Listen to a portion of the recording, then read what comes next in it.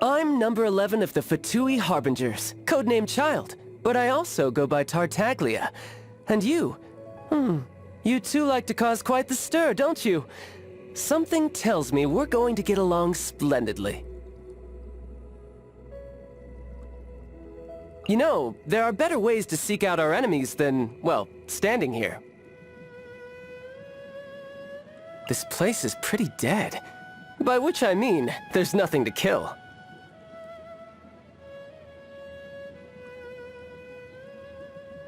I wonder what the rest of the Harbingers are up to. Plotting and scheming on an ever grander scale, no doubt.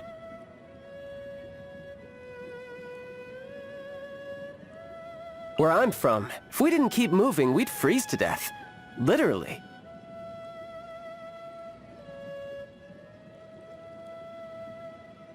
Ah, perfect weather for fishing. The sound of the rain scares them away, but once it stops, they're yours for the taking.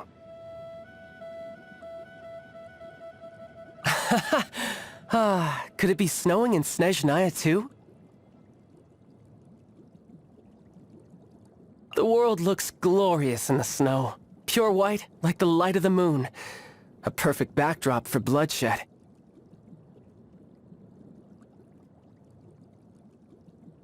The wind is picking up.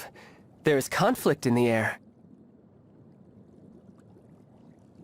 Just look at that wind blow. The wind permeates all, cleansing both mind and body. Excellent. Morning, comrade. You're raring to go today, I see. You look well. What's your secret? Care to exchange notes? Oh, dinner was quite the feast. A spot of exercise is in order. Today was great. See you tomorrow, comrade. A warrior must always be ready to face any challenge with his blade. The outcome of the battle is irrelevant. What matters is that you learn from the experience. I'm sure the Harbingers must know of my dealings with you by now. Oh, I'd love to see the look on their faces. I am the least adept with a bow, and that is precisely why I must master it. You wield such powers without owning a vision. I really am excited to see what you have in store for us. Let's see how far you can go. Just don't go dying on me before you lay it all on the line in our final battle. I won't allow it. Comrade, how would you like to join the Fatui? Actually, scrap that. With your capabilities, you and I could go head-to-head with the Harbingers and win. Wouldn't want to miss an opportunity like that. If it makes me stronger, I'll take it. Vision? Great. Delusion? Don't mind if I do. Heretical teachings from the Abyss? Sign me up. The skeletal white snowscape devours life without leaving any trace. It is the invisible enemy we fight against each day.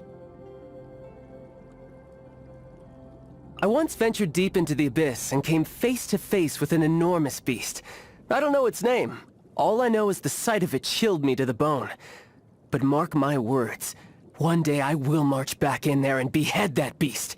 And you, comrade, will be my witness. It's been years since I last saw my master. I should hope that next we meet, I'll at least be able to force her to use both hands to beat me. There's far more to that man than meets the eye. As for the extent of his power, lots to look forward to, I think. Tell me, how has Mr. Zhongli been lately? Not bad, you say. Seems he's had no problem acclimating to mortal life. He sure had me fooled. Such a fiasco mustn't be so easily forgiven. The only way to reconciliation is fierce combat. What do you mean I'm no match for him?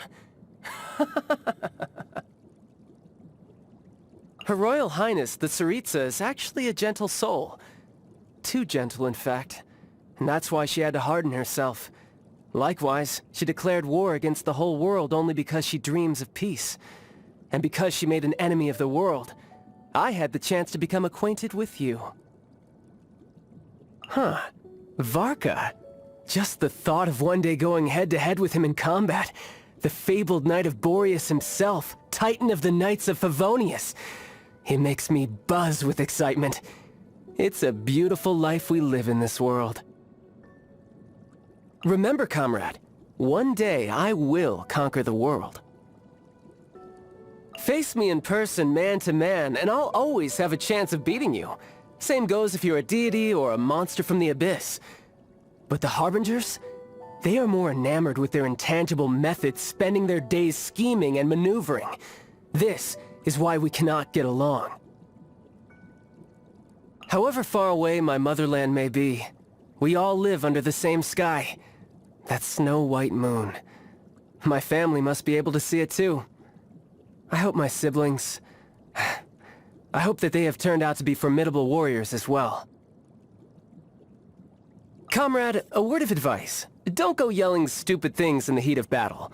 They might sound good in your head, but if you think about it, they make no sense at all. I'm talking about things like, I'm on fire. That's the last thing we want. Fire leaves behind nothing but ashes, and you must survive at all costs. Ah, how time flies. One day you will see how I conquer the world and crush the thrones of gods beneath my heel. In the meantime, no dying, comrade. Keep yourself alive. Ice fishing and combat follow the same principle. Patience and decisiveness are key. Though, having said that, I suppose the same is true of everything in life. My pet peeves? Well, to be honest, I'm far too busy journeying with you and slaying powerful enemies to dwell on such trifling matters. There's plenty of delicious food to sink your teeth into in this world, and plenty of fights to sink your teeth into as well. Life is beautiful. Food is like weaponry. A true warrior never deliberates unduly over their choice of weapon, nor do they do so over the food they eat. Neither should you. Happy birthday, comrade. Anyone you need knocked off their perch today? Let me know. I'll happily oblige. Oh, I feel like I've gotten stronger. Now who shall I use as my guinea pig? A warrior's strength is like a dome. The bigger the dome, the more opponents he can challenge inside it.